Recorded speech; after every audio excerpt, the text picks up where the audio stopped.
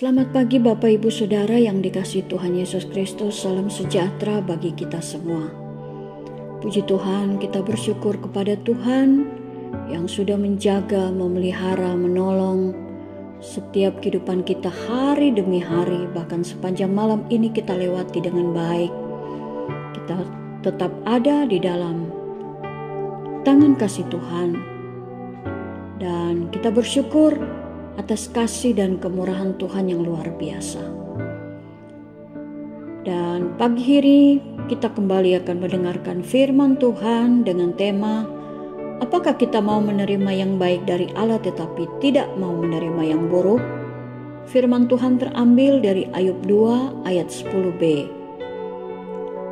Demikian firman Tuhan, apakah kita mau menerima yang baik dari Allah tetapi tidak mau menerima yang buruk? Dalam kesemuanya itu, Ayub tidak berbuat dosa dengan bibirnya.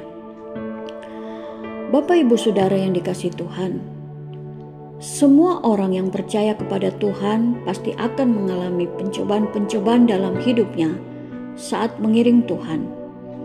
Ada pencobaan yang ringan, tetapi ada yang mengalami pencobaan yang sangat sulit seperti yang Ayub alami. Dan tidak ada seorang pun yang pernah mengalami hal yang seperti itu di dalam hidupnya. Apa yang dialami oleh Ayub yang memiliki standar hidup kerohanian yang sangat tinggi dan sangat diberkati Tuhan. Namun begitu Tuhan izinkan Ayub mengalami situasi-situasi yang sangat-sangat sulit itu. Ayub adalah seorang yang saleh dan jujur. Ia takut akan Allah dan menjauhi kejahatan. Di Ayub 1 ayat 1. Dan Tuhan mengaruniakan Ayub harta benda yang sangat banyak. Mengaruniakan 10 orang anak, 7 anak laki-laki dan 3 anak perempuan. Dan dalam kehidupannya, pada saat Tuhan izinkan hal ini datang di dalam kehidupan Ayub, dalam satu hari 10 anak Ayub ini meninggal. 7 anak laki-laki dan 3 anak perempuan meninggal. Bahkan semua harta bendanya habis karena api menyambar dan memakan habis kambing dombanya. Juga unta-untanya dirampas oleh orang Kasdim dan semua penjaganya dibunuh. Hanya tersisa 1 orang yang datang melaporkan kepada Ayub. Selain itu, Ayub juga ditimpa dengan sakit bara yang busuk dari telapak kakinya sampai ke batu kepalanya. Di Ayub 2 ayat 7. Semua hal buruk itu terjadi dalam hidup Ayub dan keluarganya berlangsung secara tiba-tiba dan beruntun. Tidak ada jeda waktu yang lama untuk memulihkan hati dan keadaan terlebih dahulu, tetapi semua datang berurutan. Belum habis satu, sudah datang peristiwa yang satu lagi. Bukanlah peristiwa yang menyenangkan, namun semua peristiwa-peristiwa tersebut adalah keadaan atau situasi-situasi buruk terjadi berulang-ulang dalam waktu yang berdekatan. Tetapi kualitas rohani Ayub yang sangat tinggi, yaitu ia saleh dan jujur, ia takut akan Allah dan menjauhi kejahatan. Dan Ayub tetap memiliki standar yang luar biasa di dalam kerohaniannya.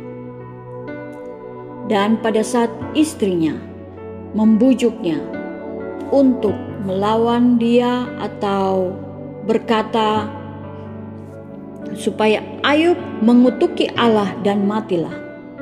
Dan Ayub berkata kepadanya, engkau berbicara seperti perempuan gila. Apakah kita mau menerima yang baik dari Allah tetapi tidak mau menerima yang buruk? Bahkan sahabat-sahabatnya berusaha untuk mempengaruhi Ayub dan berkata bahwa semua hal yang terjadi dalam hidup Ayub itu mungkin karena Ayub sudah melakukan kesalahan dan dosa sehingga Tuhan menimpakan semua hal buruk itu kepadanya. Namun Ayub tetap bersikap sebagai seorang yang takut akan Tuhan dan menjauhi kejahatan dalam hidupnya saat itu. Pengakuan Ayub sangat luar biasa. Pertama, Ayub mengakui Tuhan yang memberi, Tuhan yang mengambil, terpujilah nama Tuhan. Ayub tidak menyalahkan Tuhan, tetapi Ayub tetap memuji Tuhan atas semua peristiwa buruk yang terjadi itu.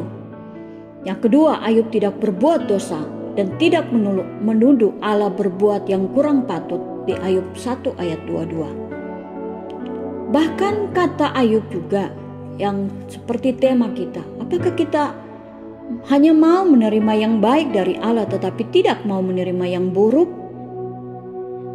Dan yang keempat, dalam kesemuanya itu Ayub tidak berbuat dosa dengan bibirnya. Bapak, Ibu, Saudara yang dikasihi Tuhan, mungkin kita semua tidak mengalami situasi sulit seperti yang dialami Ayub. Persoalan-persoalan kita, pergumulan-pergumulan hidup kita berbeda-beda. Masalah-masalah yang kita alami juga berbeda-beda.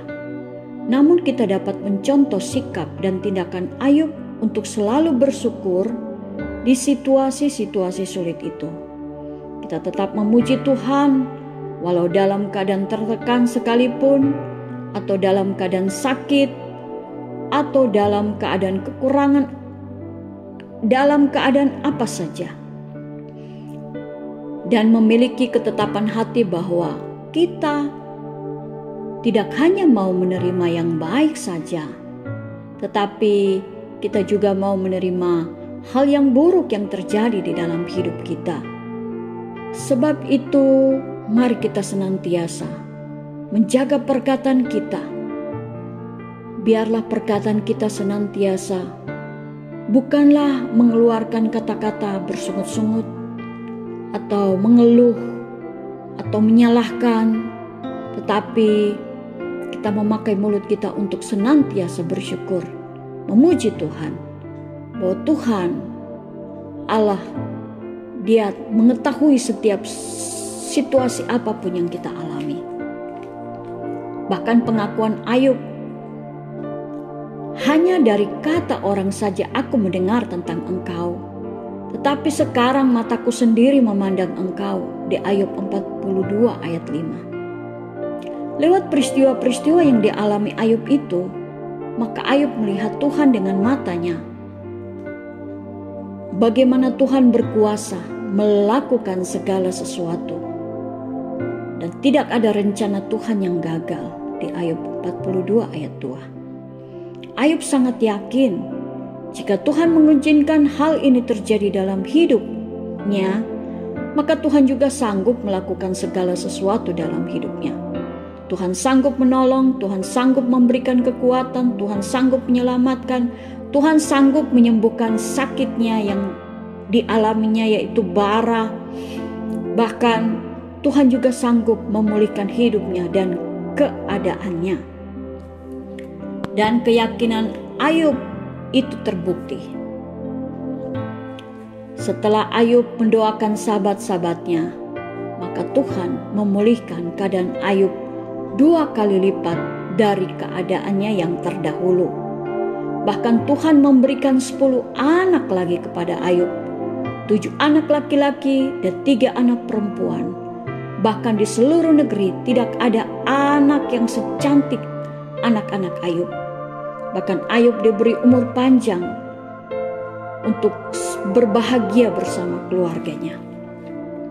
Bapak, Ibu, Saudara yang dikasihi Tuhan, penting dalam kita menjaga hati, kita menjaga perkataan kita menjaga seluruh hidup kita saat kita sedang ada dalam masa-masa kesesakan. Sebab itulah yang akan menentukan apa yang akan kita terima nanti. Puji Tuhan, inilah renungan yang kita sama-sama belajar pada pagi hari ini. Mari kita bersyukur kepada Tuhan lewat doa kita. Terima kasih Bapa yang baik. Kami bersyukur kepadamu buat semua renungan yang kita sudah dengarkan pada hari ini. Bahwa walau dalam kesesakan, kami tahu Engkau Allah yang berkuasa melakukan segala sesuatu, dan tidak ada rencanamu yang gagal dalam hidup kami.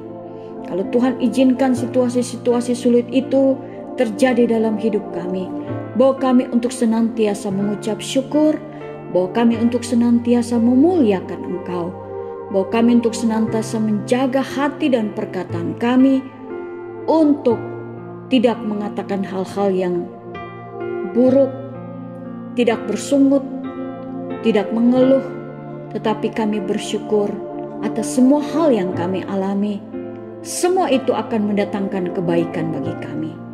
Terima kasih Tuhan buat kasih-Mu yang tidak pernah berkesudahan dalam hidup kami.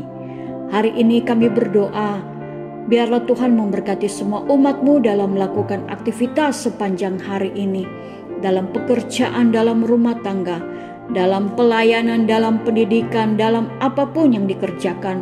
Tuhan campur tangan dan Tuhan buat berhasil. Yang sakit Tuhan lawati dan sembuhkan, yang lemah Tuhan berikan kekuatan, yang susah Tuhan berikan penghiburan, yang di dalam kesulitan-kesulitan Tuhan Engkau memberikan jalan keluar. Terima kasih Tuhan, kami mengucap syukur dan kami akan melaksanakan aktivitas kami sepanjang hari ini hanya di dalam nama Tuhan Yesus Kristus. Haleluya, amin. Puji Tuhan, selamat menjalankan aktivitas sepanjang hari ini. Bapak Ibu Saudara yang dikasihi Tuhan, Tuhan Yesus menyertai, memberkati kita semua. Haleluya.